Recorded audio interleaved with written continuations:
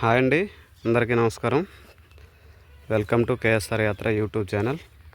మనమైతే మన వంగ తోటలో ఉన్నాం ప్రస్తుతానికి. వంగ తోటలో అయితే గడ్డి బాగా బలిసింది. ఇదిగోండి గడ్డి చూడండి, చాలా ఎక్కువ అయితే బలిసింది గడ్డి. ఈ గడ్డిని అయితే మనం పీకుతున్నాం. గడ్డి మొత్తం పీకేయాలి. ఒక 2 days పడుతుంది గడ్డి పీకడానికి. ఈ గడ్డి పీకేసిన తర్వాత ఎలా ఉంది అనేది దీనికి ఇంకా జీవామృతం కూడా స్ప్రే చేయాలి. ఆ జీవామృతం స్ప్రే చేసి మొత్తం గడ్డి పీకి జీవామృతం స్ప్రే చేసిన తర్వాత వంగ తోట ఎలా ఉందనేది చూపిస్తాను. ప్రస్తుతానికి ఇదిగోండి ఇలాగైతే ఉంది. వంగ మొత్తం పచ్చగా అయిపోయింది. గడ్డి ఎక్కువ, గడ్డి పొడవు కూడా ఇదిగో చూడండి. వంగ మొక్కలు ఎంత హైట్ ఉన్నాయో ఆ వంగ మొక్కలు అంత హైట్కి వచ్చేసింది గడ్డి. మీకు కింద నుండి చూస్తే క్లియర్గా కనబడుతుంది చూడండి. ఇదిగోండి అలా ఉందన్నమాట. ఇదిగోండి ఈ సాల్లో కూడా చూడండి, కింద నుండి చూస్తే ఏం కనబడట్లేదు, గడ్డే కనబడుతుంది పచ్చగా. ఈ గడ్డి అంతా పీకేయాలి. పీకేసిన తర్వాత ఎలా ఉందో ఏంటనేది చూపిస్తాను.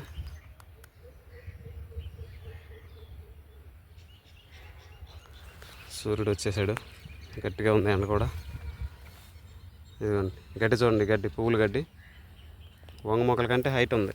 ఇలా చూస్తే మాకు క్లియర్గా తెలుస్తుంది. ఇదిగోండి ఎంత హైట్ ఉందంటే వంగ మొక్క అంటే జాండ్ హైట్ ఉంది. అలాంటి చాలా దిక్కులు ఉన్నాయి, చాలా గడ్డి. అదంతా పీకాలి.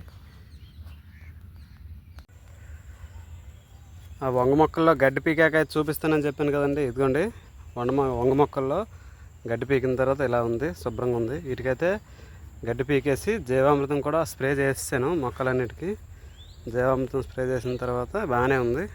పూత అంతా కూడా బాగుంది.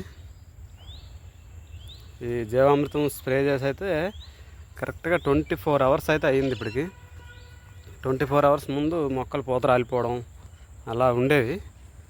ఈ 24 hours తర్వాత అయితే బాగానే కంట్రోల్ అయింది పూత.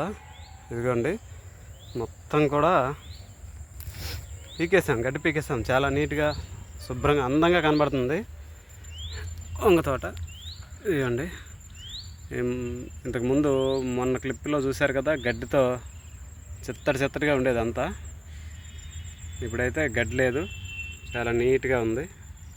అదిగోండి పక్కనే ఉన్న మిరప మొక్కలకు కూడా పీకేసాం.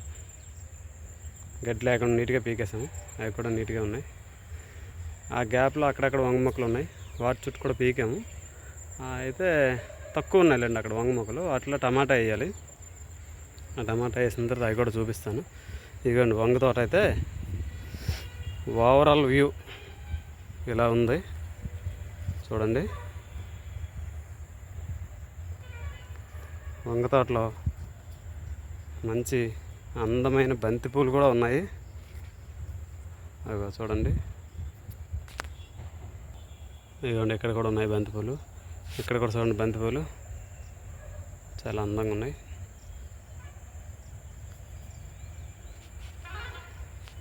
ఓకే ఫ్రెండ్స్, వీడియోని అయితే లైక్ చేయండి, షేర్ చేయండి, సబ్స్క్రైబ్ చేయండి.